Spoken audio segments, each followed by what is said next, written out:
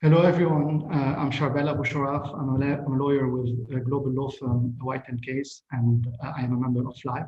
I act as LIFE's external counsel on a number of matters, and I am a member of the London Committee. But of more relevance to today's conversation, I'm a member of the LIFE Advocate Committee, which I will talk about in more detail in a minute, once I have introduced our guest speaker. So it is my pleasure to welcome with us today Ambassador Pierre Duquesne.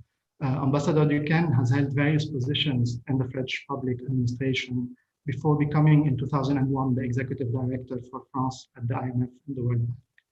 Ambassador Duquesne was for several years the permanent representative of France to the OECD. And in October 2017, Ambassador Duquesne was appointed Ambassador Interministerial Delegate for the Mediterranean. And it is during this time that he was in charge of the CEDRE conference, which was held in April 2018 to support Lebanon. Since September 2020, Pierre Duquesne has held the position of ambassador in charge of coordinating international support to Lebanon. We thank him for his work on Lebanon to date and welcome him. Before starting the conversation, I would like to talk very briefly about LIFE Advocate. The Advocate pillar was created within LIFE in the first quarter of 2021. The decision to create LIFE Advocate underlines our deep concern with regards to the unprecedented existential crisis Lebanon is currently going through. LIFE Advocate aims to channel LIFE's significant collective expertise, resources, and goodwill to influence economic policymaking in Lebanon, and more broadly, supports Lebanon's economic, financial, and social development. As such, we intend to activate our many levels to push for economic reforms, including through the support we have provided to create the Middle East Institute's Lebanon program and our partnership with the American Task Force for Lebanon. Turning to our conversation, Ambassador Duquesne, following the devastating August 4 blast in Beirut last year, President Macron launched a French initiative to kickstart discussions to form a government. This was 9 months ago, and to this day, the Lebanese governing parties have not been able to form a government. The recent visit of French Minister of Foreign Affairs, Jean-Yves Le Drian, seems to indicate a shift from the need to form a government at any cost. What is the current status of the French initiative? Thank you very much, Charbel, for this very good question. Let me first thank the Middle East Institute as well as LIFE for their efforts to build a reflection on the policy developments for Lebanon. Yes, indeed. What is the role of France in Lebanon from the CEDRE conference, which took place in April 18, to the French initiative that you referred to, and 9 months later, without, as you said, a fully competent government? Where do we stand? Let me be unhappy and paradoxical, but the present situation gives unhappily and paradoxically little doubt that the French initiative remains relevant. And this is the message that was passed indeed by the foreign affairs ministers during his last visit. For explanation for that, if you allow me. One, the French initiative was not only consisting of putting in place a government by September 15, and the idea was to have a government dedicated to reforms. The roadmap suggested by President Macron and approved by all parties, and I underline all, set a timeline for the beginning of reforms that the CEDRE conference has underlined. And this timetable has been, yes, indeed, postponed by nearly 9 months because of the Lebanese political class. This delay increases every day the lack of confidence that has been experienced through the years from 2018 to now.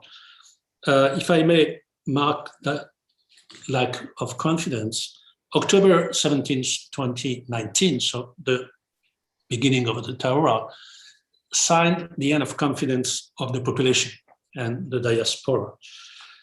March 9, 2020, signed the end of confidence of the markets with the sovereign default. And May 1st, 2020, last year, when an IMF program request was submitted to the fund, marks an end to the confidence of the international community.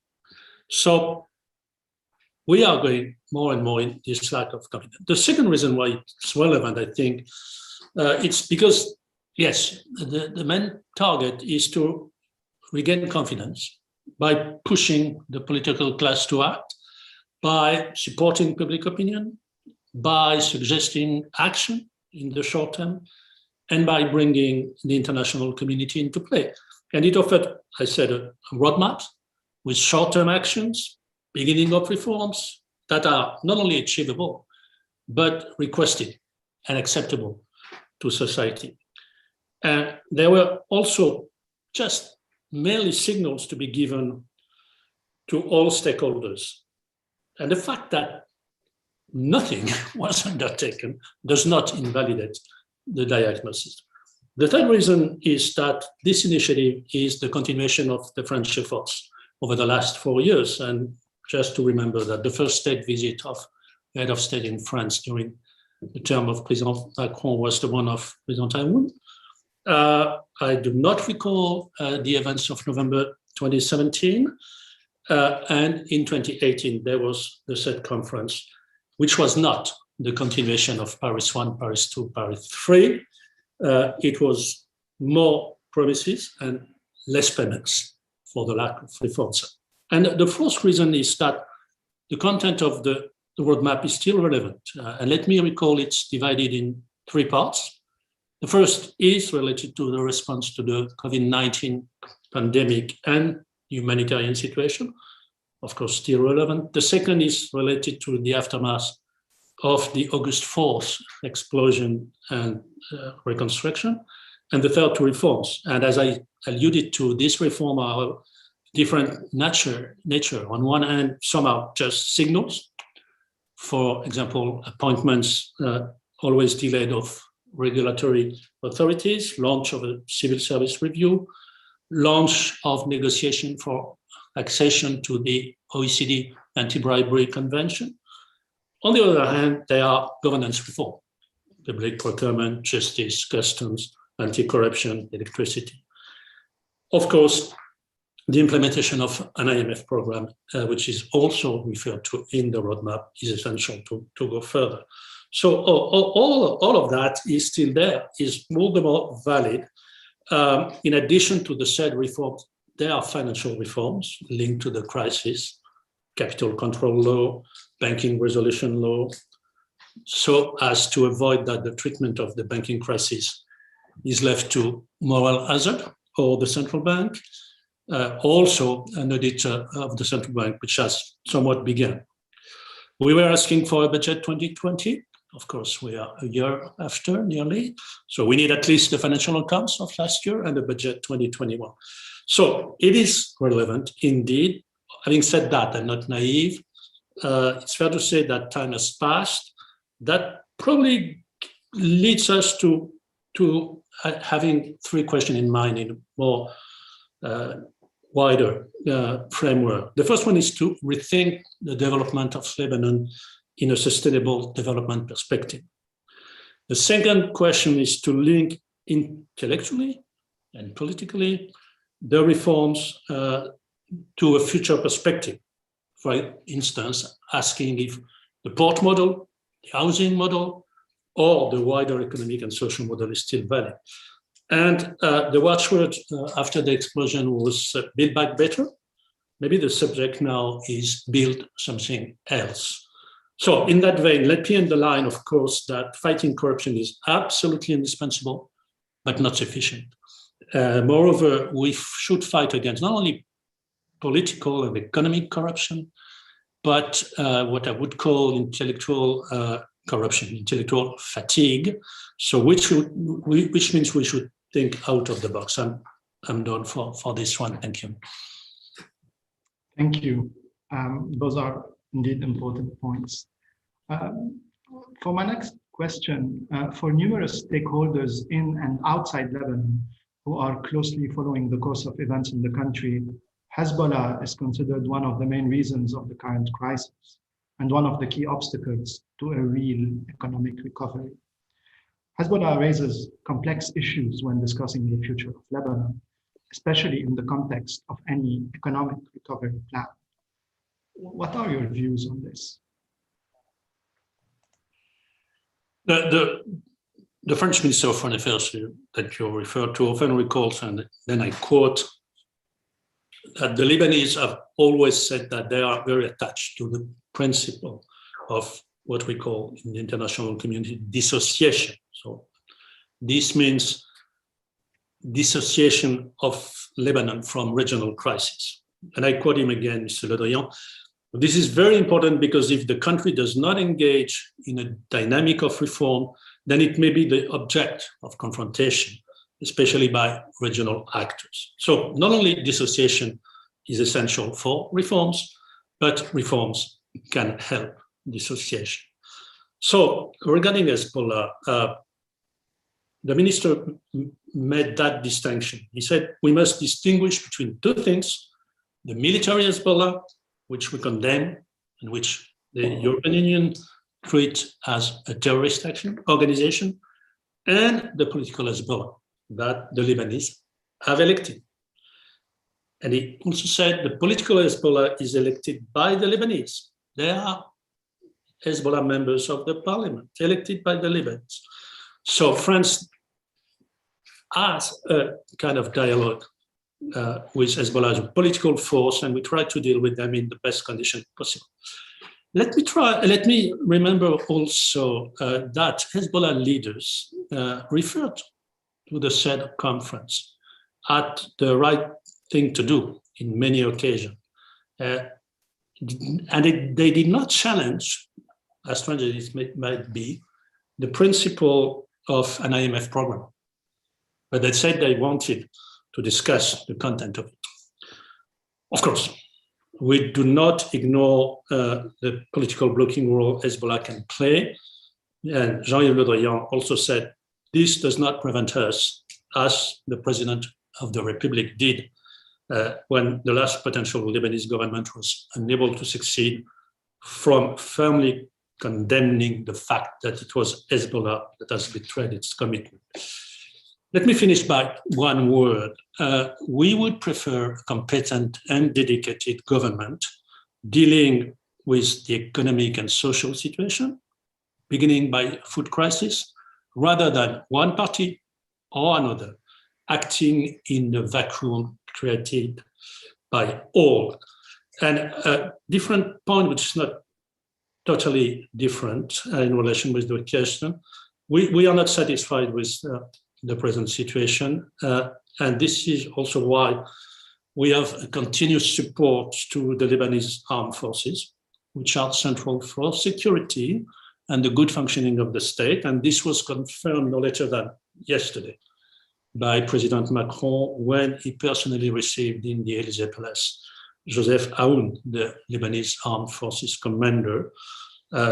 We call the international community to continue its support to the LAF, and for the US, I did understand, conclude from yesterday's inaugural session, it was the intention. Thank you, sir. Thank you.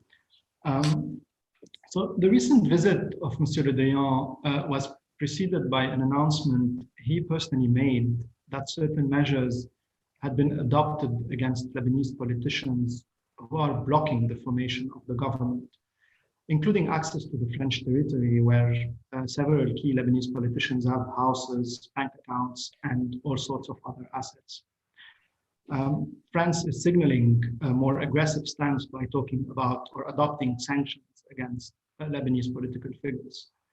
So does France intend to do so? And do you think that the European Union is going to follow France's position? If I may quote again to the Foreign Affairs Minister, he said, for France, the period of responsibility test is over. France has decided to step up the pressure that we are exerting because we believe that we cannot remain inactive. So this is the main concept, let me add. Therefore, we have begun to implement restrictive measures regarding access to French territory. So that's the end of the quote. For this one, saying that, he also said that we have begun to initiate measures and the targeted individuals will see for themselves. And that this is only the beginning, he added, both at the national level, and you refer to that, at the European level. Of course, for the time being, the nature of these restrictive measures, their recipients, if I may say, have not been detailed and disclosed. Doesn't mean they do not exist. And for what concerns the discussion in Brussels, it's really work under progress. So it's advancing. All right, thank you. So France, led by President Macron, and you personally, was one of the key architects of the CEDRE conference, which was held in 2018, and which allowed Lebanon to raise more than $11 billion in pledges from more than 50 international donors. Do you think the comprehensive set of reforms which was discussed during the conference, and which was one of the key conditions for deployment of funds, is still the right set of reforms that would form the basis of any economic restructuring plan? So I even thank you for reminding us my role. I even invented the acronym, which of course is the French word for CEDRE, the tree, the symbol of Lebanon, but means something. So let me say it in French and translate it in English. Conférence économique pour le développement par les réformes et avec les entreprises. CEDRE, CEDRE. And that means economic conference for development, so long-term perspective, not only crisis, through reforms, that speaks for itself, and with the private sector. That's absolutely essential, with companies, with enterprises. Yes, it is relevant after 3 years under it, 3 pillars, not only reforms, but investments, reforms, and external funding. And indeed, the conference was built on the 3 cornerstones: a large infrastructure programs, which the Lebanese authority have asked the international community to help financing. Second, macroeconomic, good governance, public finance, regulatory reforms, necessary for the efficiency of these investments in infrastructure, for the national economy in general, and for recovery, and for consolidation of the state building. And as you said, the pledges at the time were absolutely unprecedented. The 11.1 billion US dollars were 10.2 billion in loans, 0.9 in grants, and the essential of the loans in soft loans, concessional terms. The reform program has never begun to be implemented, not a single action. So not a single cent of the 11.1 billion promised 3 years ago has been paid out. And this is the main difference with Paris 1, Paris 2, Paris 3 conference, which led to disbursements without reforms.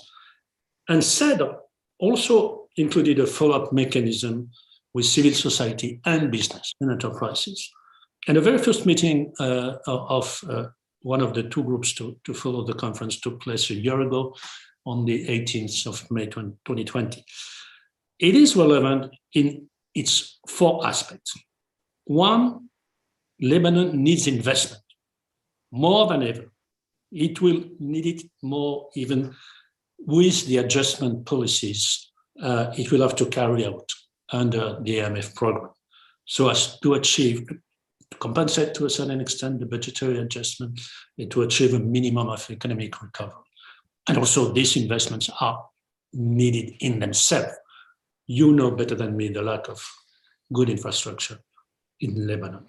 Second, Lebanon needs reforms, not to carry out an austerity policy, if I may say, but to fully enter into modernity.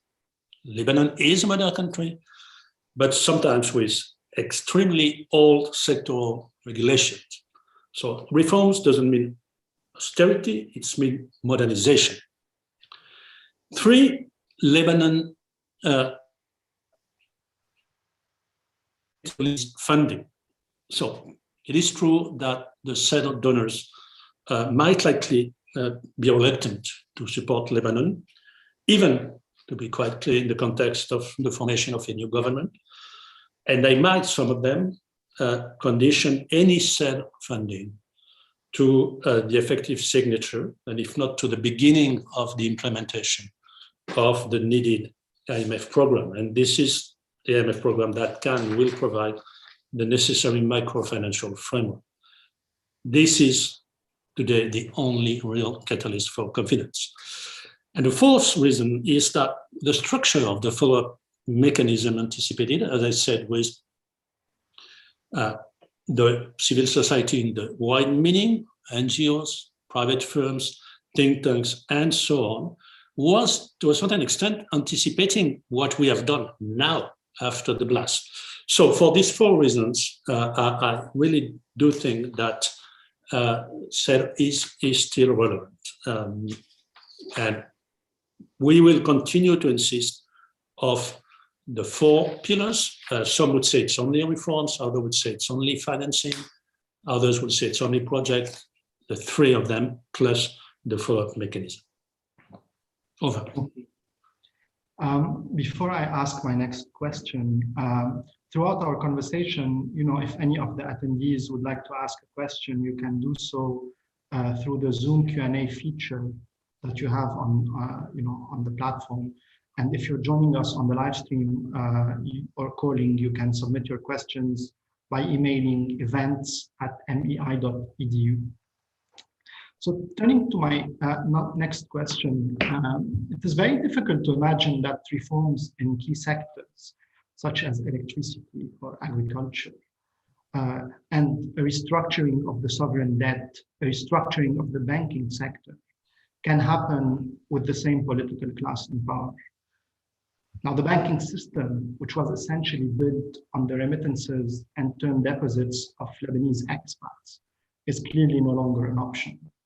And any reboot of the system would logically require a change in the political, economic, and banking landscapes and figures. So besides the formation of a government, which is obviously extremely critical, the next important political milestones are the Lebanese parliamentary elections that are due in May 2022 next year, followed by the presidential election that is due in the fall of 2022. Which would potentially allow a reshuffle of the system. And so do you agree with this sequence of events? You're right to say that the system that used to prevail is no longer an option. And if I may say, what was demonstrated on October 17th, 2019, what defaulted on March the 9th of 2020, what was signed on May the 1st last year by sending a request to the fund, what exploded on August the 4th is the political, social, economic, financial model of Lebanon. And it cannot be rebuilt as such, especially an economy of indebtedness facilitated by financial hypertrophy, an overvalued exchange rate at the cost of the local economy. And Lebanese people might wish to think about, to design, and ultimately build a new social and economic model without waiting for the intervention of the international community for any major development on the regional situation, or without the withdrawal of the entire present political class. It is therefore important to say again that the French initiative cannot and does not want to substitute itself for this indispensable reflection from the Lebanese on this new Lebanon. And this is why such a body like LIFE, Middle East Institute, such a seminar are so important.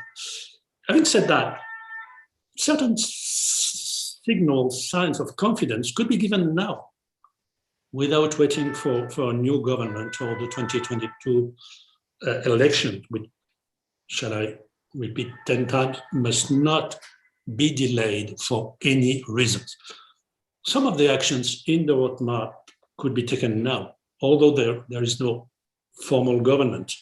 And the actual government is managing current affairs, and a number of the actions that are in the roadmap can be qualified as current affairs. The actual parliament also could do more, for example, by passing the much needed public procurement reform or the independence of justice draft law. And the achievement of certain action would constitute a first signal of confidence toward the international community. You said that the role of the diaspora has been also to finance the economy. If I may also, personal suggestion suggest that the diaspora, before the election, could put ideas on the table, certainly on sectors which might be familiar to you and that you refer to, the size and the role of the banking sector, or the role that the country could play as a financial center. Also, and there are not so many debates on that, on tax policy, on the exchange regime, and I will come back to that maybe later, or even renewable energies. You know, the reform of Électricité du Liban should include reflection on renewable energies, or sustainable tourism, or agriculture that you quoted. Anyway, this is an endless list, but there is a lot that can be done now, before the election, be it in terms of reflection or actions here and there, but this year must not be lost. Over. Absolutely. Thank you. My next point is an important one for us that Life Advocate has been focusing on: subsidies reform. Subsidies reform is one of the first topics that Life Advocate has been working on, and is one that is and remains extremely topical. The subsidy system in place allows the Lebanese population to buy fuel, medication, bread, and a few other products of first necessity at subsidized prices, as you know. The system has been and continues to be abused by tranches of the population which should not pay subsidized prices for those products. And there's also the fuel smuggling and smuggling of all other products into Syria. In short, we think the current system is regressive, costly, and distortionate. More importantly, we do not believe the right recipients are benefiting from it. So we at Life Advocate have been engaged in a number of conversations to advocate for subsidies reform. And the position paper that we produced calls for a reform that, one, prioritizes energy-related subsidies, and two, focuses on coupling this with a World Bank-sponsored and managed cash transfer program. And the first one, on prioritizing energy-related subsidy reform, I mean, those subsidies represent more than 2/3 of the cost and the bulk of cross-border trafficking. We think medical and food subsidies can be rationalized, but the bulk should not continue in order to preserve Lebanon's medical and food safety. Sadly, so far, this is not the direction that the current caretaker government has been taking. On the second one, the subsidies reform should be coupled with the World Bank-sponsored and managed cash transfer program. It is of extreme importance in our view that the World Bank, the Red Cross, and other independent organizations are managing the database and the program. Additionally, we call that cash transfers from the World Bank and other donors be disbursed in US dollars and not in Lebanese pounds based on some artificial USD Lebanese pound exchange rate. We are glad to see that this is where it is going, and would like to hear your thoughts on subsidies reform generally. Thank you. Before coming exactly to that point, let me recall that the economic and financial bankruptcy of the country is explained by the mere nature of the debt economy. And let me recall, that might be necessary sometime, that one, all financial difficulties in all countries come from an excessive debt, be it public or private. And two, that all financial crises turn into economic crisis. So Lebanon is not an exception. Having said that, there are nevertheless three specificities to the Lebanese situation. First, Lebanon is in stagflation. And the World Bank speaks in December, and I love that title that we put in the conclusion of the conference of the 2nd of December that we organized with the UN, call it a deliberate depression. So no need to repeat that Lebanon is in hyperinflation, at least 150%, and in recession, minus 20, 25% last year, probably at least minus 10 this year. Two, what is striking about the deep financial crisis is that numerous and important financial actors in Lebanon are still challenging it in this end of May 2021. The question of allocating the losses of the banking sector is not the first issue to deal with, as some have claimed last year to delay the discussion with the fund. This issue will have to be addressed and will be addressed, and there will be a distribution, the burden sharing of the losses involving, shall I say it, all the stakeholders in the framework of an IMF program. Three, and the question of subsidies, quote unquote subsidies, is a testimony of that. Exchange rate issues have become central in Lebanon. As the country has been living for a long time with an overvalued, I do repeat, an overvalued exchange rate, because sometimes it is forgotten, and in a largely dollarized economy. And that does have an impact on daily life. So there are some debates I would like to come, including the one you mentioned. So import subsidies. It's not subsidies in reality, it's the use of a theoretical, forgive me, exchange rate for the imports of basic products. We don't know where we are. The central bank might have begun, who knows, to use its reserve requirements to continue to subsidize the cost of this product and to help importers to do so at a privileged exchange rate. It was probably a mistake, in my view, on the part of the central bank to decide alone on this regime. And it would be another mistake to abruptly end it without social compensation. And you're right, saying there is a possibility to have such a compensation. This is the World Bank law of $246 million that was approved by the World Bank board in January. That would allow for the launch of such a compensation mechanism and ultimately for social safety nets.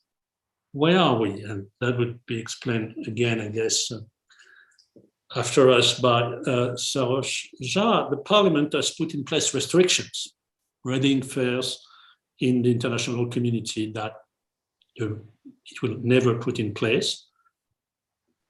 It's obvious that this loan must be released from Lebanese political game. And that is the beginning of a reflection, maybe on the lines of those Life has put on the table, to reduce and ultimately suppress the regime of subsidies. That said, there are three other debates on foreign exchange matter that should not be forgotten. The first one is the denial of the parallel market exchange rate, even if it's a small and sometimes speculative market. And a good and transparent functioning of the Sharia platform, SERAFA, forgive me, will be a first step in the right direction. And the keywords here should be fair rate and market liquidity. The second debate is on what is called the dollarization of international aid. The idea that emerged from the international community is that transfer to Lebanese citizens should not go through the banking system in order to prevent the banking system to taking over the difference between any theoretical rate, by that I mean the historical rate of 1,500 pounds per dollar, but also the other rate that was introduced, 3,900, or last one, 6,240. Though that's theoretical rates. And they are the parallel market rates. So the dollarization of aid is something on the table. A more discrete debate has emerged, testifying to the quest for a solution to bypass the negligence of the political class, the idea of putting in place a currency board. So an automatic steering system where the currency supply of a country must be strictly linked to the amount of the country's hard currency reserve. So all these debates are important, and they should deserve comments from part of this audience for those of you who are financial competent executive. But more generally, you should, and my suggestion is, as of now, undertake between you in the diaspora, so as to be part of the discussion that will take place with the fund, the International Monetary Fund, a general policy debate on what should be a relevant exchange rate regime for Lebanon. Is it fixed rates to have a monetary nominal anchor, as the economist said, or flexible rates to allow permanent adaptation? And of course, all possible intermediary regime. And this is not a technical question, it's a really political one with consequences in the daily life of all the country and the whole country. And that might begin now. I'm over. Thank you. Those are important points indeed. I'm going to combine two questions that I received. So the arrival of Joe Biden to the US presidency seems to indicate a return to multilateralism and the era of alliances. Do you think France is getting diplomatic support from the Biden administration on the Lebanon dossier? And you're speaking, Mr. Ambassador, to an audience which has a large representation of US policymakers and observers. How would you qualify the French-US cooperation with regards to Lebanon? I'm combining both questions. Well, what I said, the French initiative was not supposed to be a unilateral initiative. And we have always worked with all our international partners, certainly the US, but also others. Let me recall that there is a body which is called the International Support Group that gathers either at the level of ministers or ambassadors. That does include all the permanent members of the UN Security Council. And they met no later than last week and indeed continue to have a common position. So that's a first more general political answer.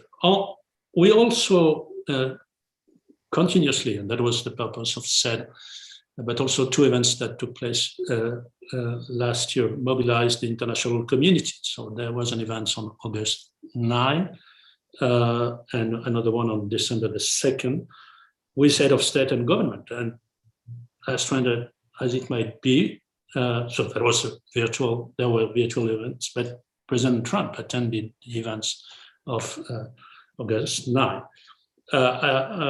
On that occasion, $257 million in the nation were announced. And we have seen in December that more than 300 million were disbursed, including by the US. Also, we have advocated to give a central role to the civil society. Indeed, during that conference on the 2nd of December, the representative of civil society, including, again, I repeat, firms, and not only civil society organizations, speak just after President Macron. The multilateralism was also demonstrated in that occasion by the launch of a framework for donors, which is called the 3RF, which means Reform, Recovery, and Construction Framework, with the bilaterals, with the multilaterals, but also civil society and Lebanese authority. And we did create a multi-donor trust fund. So we have a small trust fund of something like a bit more than 60 million contribution, but only 5 contributing countries, and the EU. We would be absolutely pleased if the US would contribute to that fund. The first grants to SMEs of this fund will come in the weeks to come. And I think this mechanism has 3 virtues, and this is also linked to your question on multilateralism: pushing for the coordination of bilateral and multilateral donors, making specifically big multilateral donors, World Bank, the UN, the EU, working together, and forgive me if I think it's needed, and working with civil society, which is involved in all the structure of power of this strategy, project approval, and oversight. On the US specifically, I'm pleased to witness today the mobilization of the US by this conference to some extent. Yesterday, I was pleased to listen in the inaugural session, Senator Tim Kaine and Ambassador David Hale acknowledging their wish to advance and the role of France. And I also want to welcome the recent initiative of US congressmen who wrote a letter urging their government to address Lebanon's worsening crisis. And they called, I quote, for the creation of a Friends of Lebanon group of like-minded partners, France prime among them. So no reason to doubt that we will continue to work closely with the US on Lebanon, but also on many other matters. Thank you.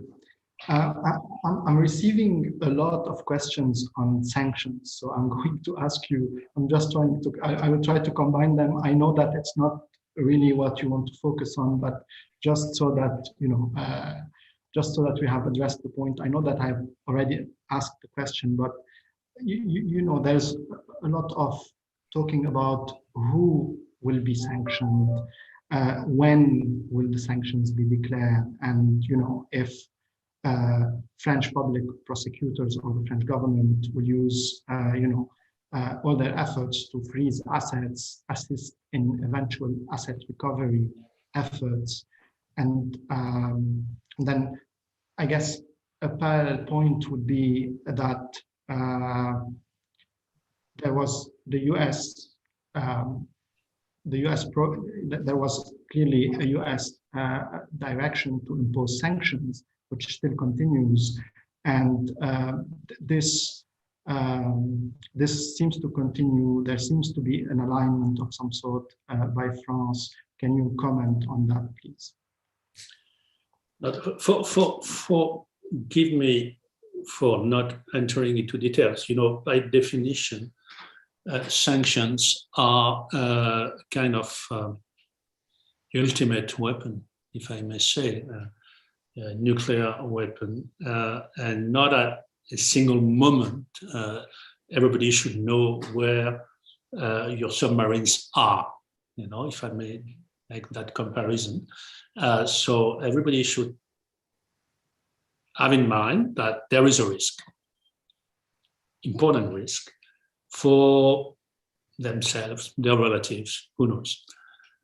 So the idea is not to say on this date, Mr. X will be suffering that, or this is why, whatever. So if I would do that, if we would do that, we would be inconsistent.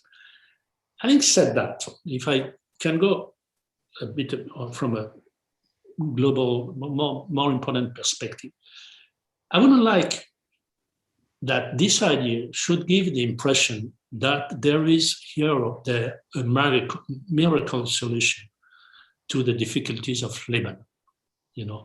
And there's always the tendency, forgive me, from various groups in Lebanon to think that there is a tool or an event that would help the country to go out from its difficulties.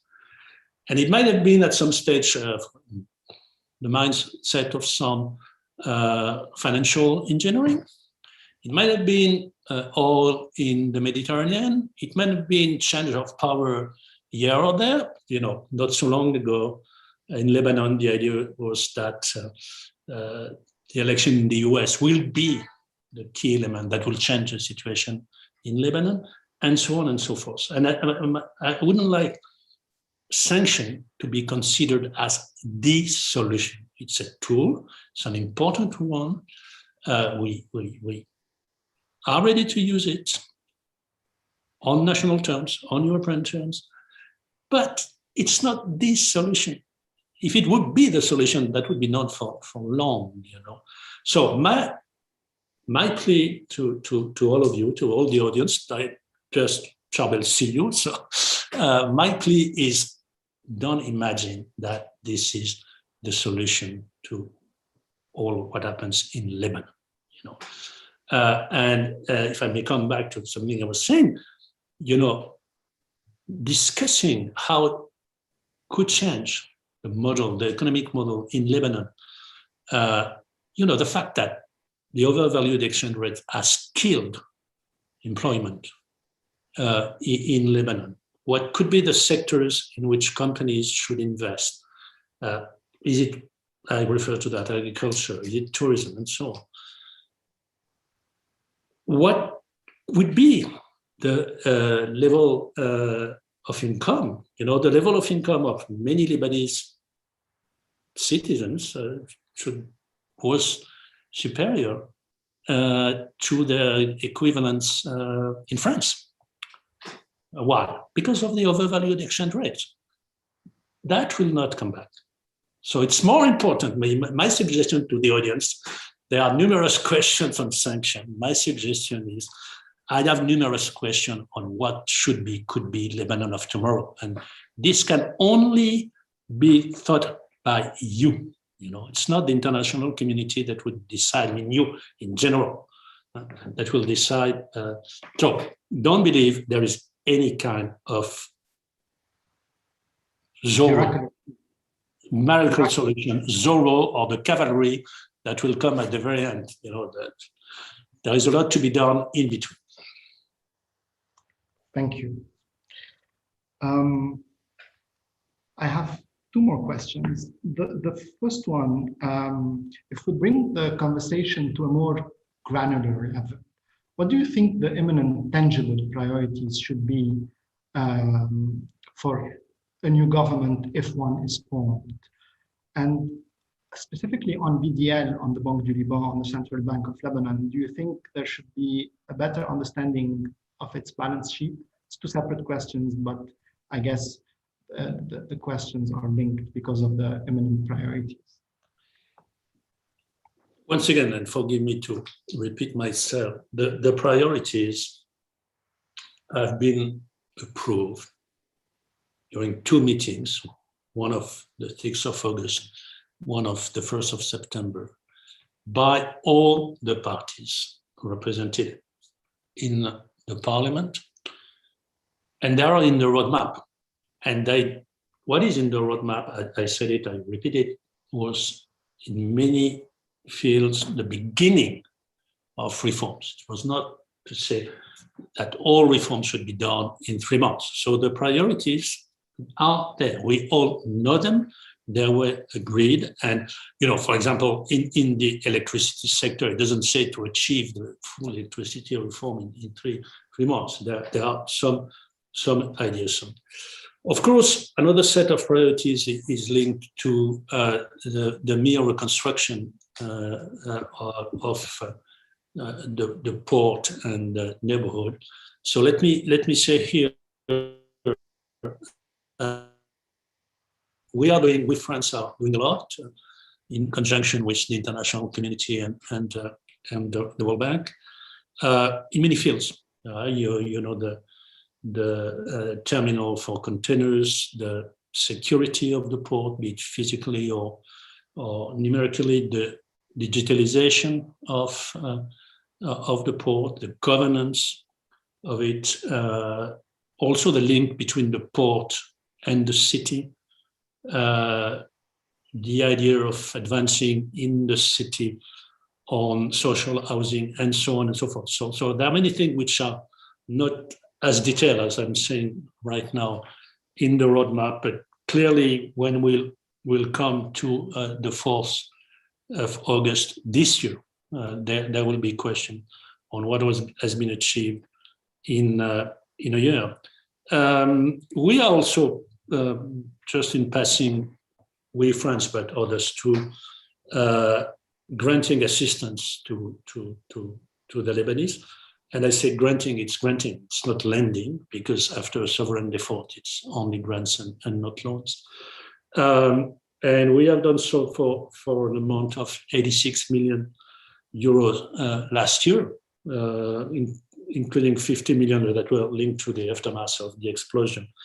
And for this year, we intend to be at the level of 60 million in various areas: food and agriculture, health, education, reconstruction, culture. We are doing a lot in terms of culture by various programs for artists, helping to create a festival of festivals in musical terms, and so on and so forth. But so any government should also be ready to work with the various countries. And we are trying to apply to ourselves what I was saying on the fact that you should not be only in short-term management crisis management, but also be beyond that. We are beginning to work with the education ministry in Lebanon, but also companies, and I welcome any ideas. Do not hesitate to join us on measure to do professional training, so as to avoid immigration. And we want to do that in industry, in sustainable construction, energy transition, and so on. So in that vein, the role of the diaspora is essential, and then I will invite you to work with us on that matter. No need to say, that was recalled yesterday, we are also helping the Lebanese armed forces. So short term, the question of security is an important one.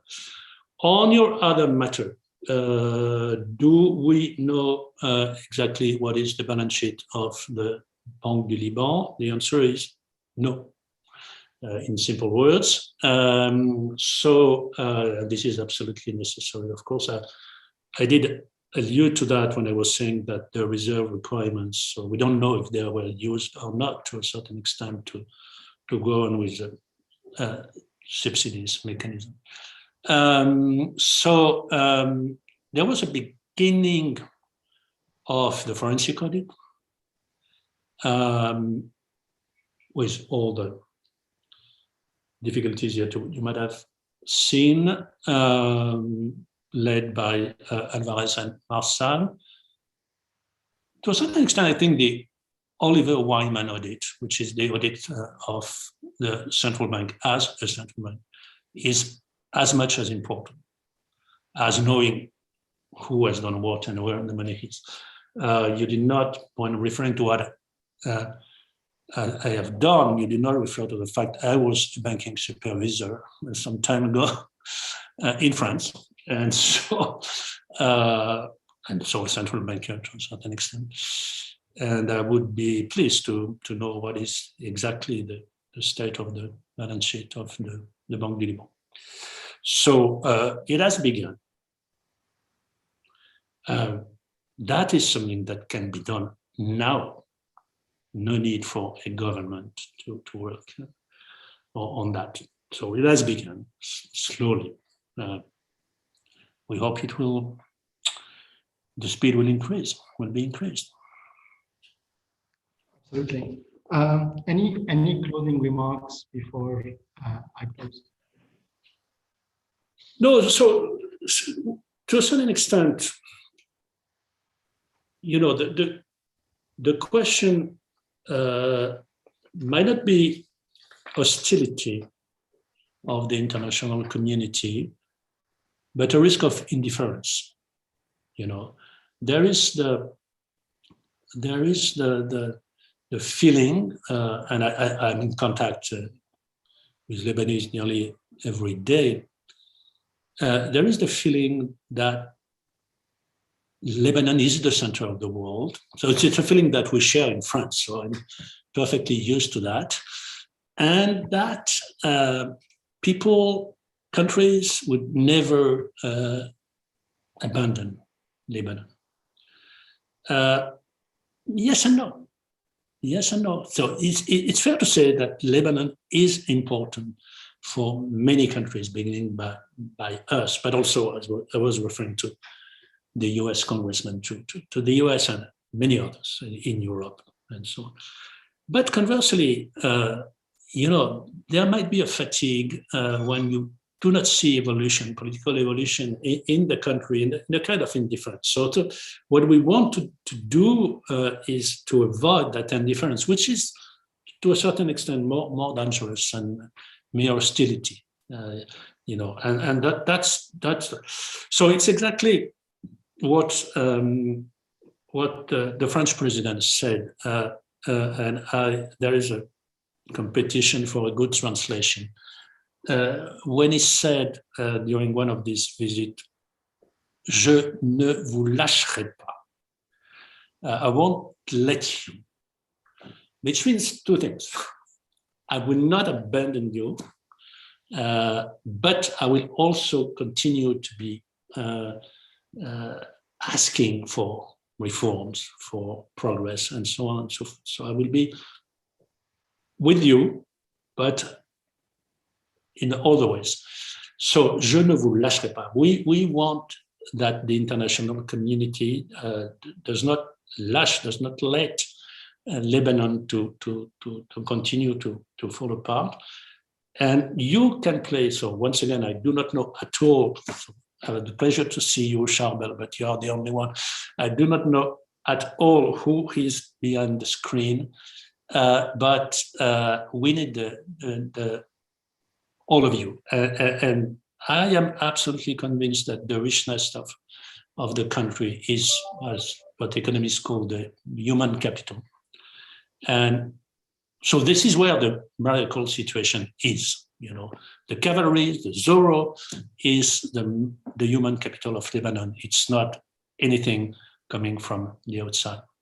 Thank you. Thank you very much. A lot of humility and hard work are required from the Lebanese to be able to move forward, but always on a hopeful note. We were privileged and honored to have you. I thank you on behalf of the Middle East Institute and Life Advocate. One final word on Life Advocate. All our official positions regarding policy in Lebanon are published on Life's website and are sent by email. If you are not on our distribution list, I would encourage you to register by reaching out to the following email address, advocate@lifelebanon.com. Thanks everyone for joining. Ambassador Duquesne, à très bientôt. Thank you very much.